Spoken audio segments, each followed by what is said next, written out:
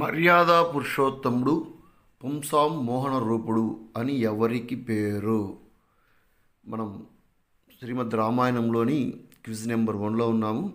ఇక్కడ మర్యాద పురుషోత్తముడు అని ఎవరిని అంటారు?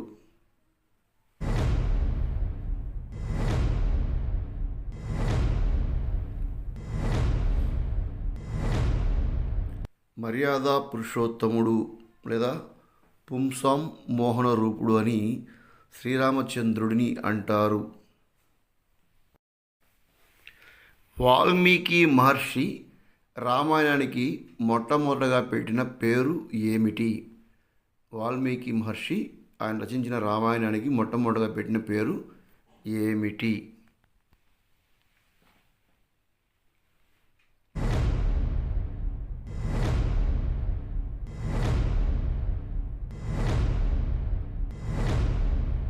వాల్మీకి మహర్షి తన రామాయణానికి మొట్టమొదటగా సీతాయాచరితం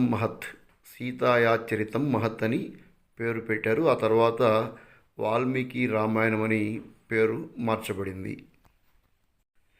దశరథ మహారాజు వంశం పేరు ఏమిటి? దశరథ మహారాజు వంశం పేరు ఏమిటి?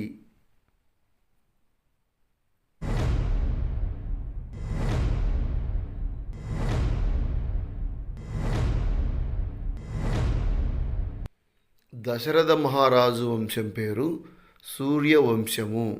సూర్యవంశపు రాజులు దశరథ మహారాజు ఆయన సంతతి.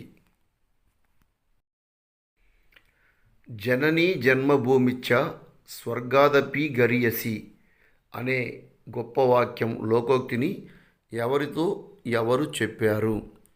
జనని జన్మభూమిచ్చ స్వర్గాదపి గరీయసి ఈ గొప్ప విషయాన్ని ఎవరితో చెప్పారు?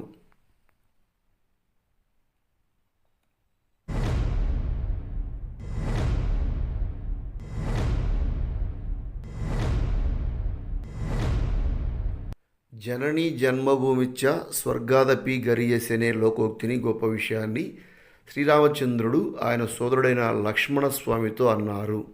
శ్రీరామచంద్రుడు ఆయన సోదరుడు లక్ష్మణస్వామితో ఈ గొప్ప విషయాన్ని చెప్పారు.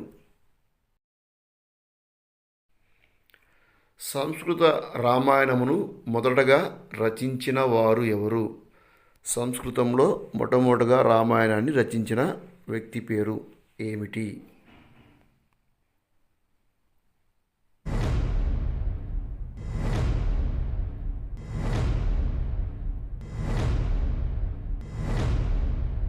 సంస్కృత రామాయణాన్ని మొదటగా రచించింది వాల్మీకి మహర్షి. ఆయననే ఆది కవి అని అంటారు. వాల్మీకి రామాయణమే సంస్కృత రామాయణము, అదే మొదటి రామాయణము.